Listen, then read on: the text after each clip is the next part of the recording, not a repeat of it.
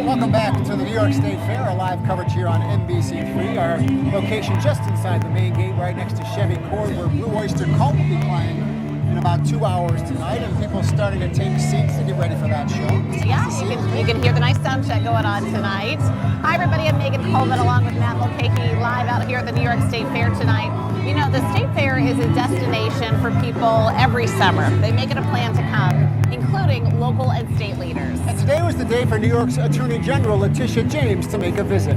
It was one of her first public appearances in Syracuse since the investigation into former Governor Andrew Cuomo, who was, she issued a scathing report finding that he sexually harassed multiple women, which led to his resignation. Our Melanie Johnson spoke with her about what is next for her office now that there's a new governor in office. She joins us live in the studio tonight. Mel? Megan, the Attorney General wanted to make sure she got some good food today, but she also wants to make sure everyone knows that she has a lot of work ahead of her, especially as she has ongoing investigations against ex-Governor Andrew Cuomo. Attorney General Letitia James, touching down in Syracuse Tuesday, had her state fair to-do list ready as she made her way through the fairgrounds Wednesday morning. Enjoying some butter, eating some sausages, the food. Primarily, it's the food and meeting wonderful people in Syracuse and the Syracuse region. Fully vaccinated with her mask on throughout the tour, the AG made her stance clear on COVID as she urged New Yorkers to get the shot. We have been successful in pushing back on any challenges to vaccine mandates. I believe science, and at this point in time, in order for New York State to recover, to put people back to work, it's really critically important that everyone get vaccinated. The State Fair giving her a much-needed break from the changes taking place in Albany. Kathy Hochul taking over the governor's office is a move she fully supports. It's an honor and a privilege to refer to her as Madam Governor. She broke through glass ceilings, and it's an amazing day for New York State, and I look forward to working with her on a wide range of issues. As the new administration moves in, the AG says she is still not done with former Governor Andrew Cuomo after her investigation concluded he harassed 11 women.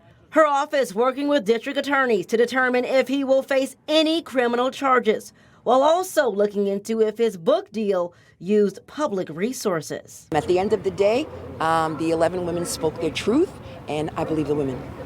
When asked if she plans on running for governor in 2022, James had this to say. We still have a number of investigations, and I do not want to undermine those investigations by politicizing the process. I'm focused on the state fair today, and that is my purpose.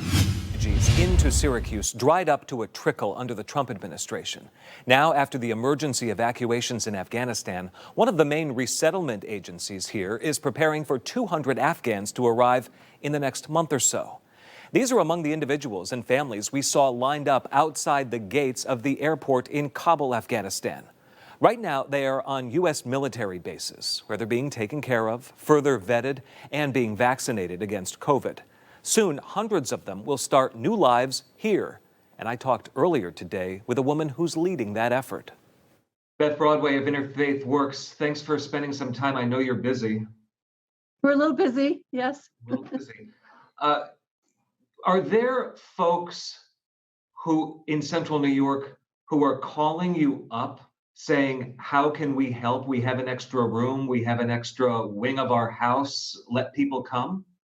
Michael, we're getting calls from people regularly. We're getting emails from people almost every hour with offers of furniture, offers of clothing, donations, financial support. And we also have had a number of people call and say, my husband and I are in a great big house. Our kids are gone. We will take a family. We can probably handle 2 children and 2 grown-ups. When can they get here? It's incredible the kind of welcome and hospitality that Syracuse is offering at this very critical time. We can probably guess that some of those people that we see in that video will wind up here in Central New York. I'm wondering, broadly speaking, what do we know about those folks? Who are they? What did they do for work? What kind of life did they have before things collapsed in Afghanistan?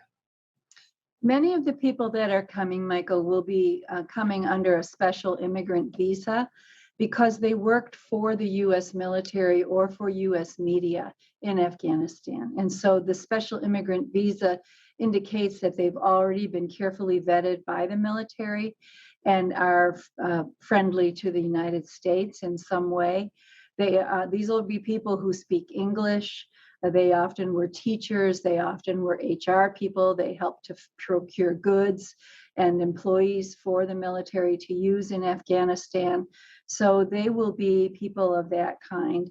There also might be people who are coming because they have a family member who's already here, who had done that work during the original, maybe 6 years ago when we started settling Afghani refugees, and they don't feel safe anymore because the US is not there anymore. Most of the time, when people come with high-level skills and credentials, they don't transfer in the US and people have to start over and get re-credentialed. So they generally will take low-level jobs here and then work their way up.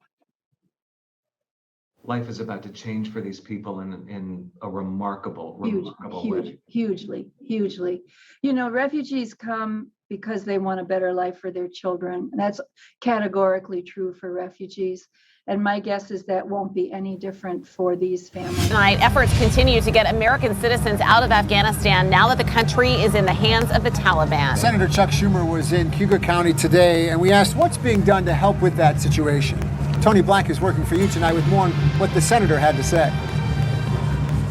And we had some good successes in getting people out, but there are still many we're working on. Senator Chuck Schumer in Auburn today talking about efforts to get internet to areas throughout central New York that lack it. As Majority Leader, I promised I would never forget all of our local communities. It's those local communities that could have another impact on their area. With the attacks happening in Afghanistan, the senator says there should be help for those who have risked their lives for the U.S. The Afghan people who stood up for our people, they risked their lives. If you translated for the American soldiers there, you risked your life. If Afghan refugees come to New York, they'll need a place to call home. We've heard from families here who are desperate to get loved ones out of Afghanistan and over to the States. My parents, my left behind family, my two brothers, my two sisters, with the recent Taliban taking over the entire country, there's no safe haven. What would your message be to local municipalities in regards to potential refugees coming? Well, if they're interested,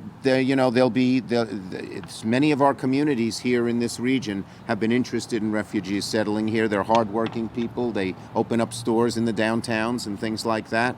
And my advice would be, once the dust settles here in the next 3-4 weeks, to let me know, let your local officials know, and we will try to see if the communities can be plugged in. 13 military members were killed in an attack at the capital city's airport. Senator Schumer said it's the ultimate sacrifice they take for our freedom and protection that we need to hold in high regards. This is part of the grand American tradition, where young men, and now young women as well, volunteer and risk their lives for our country.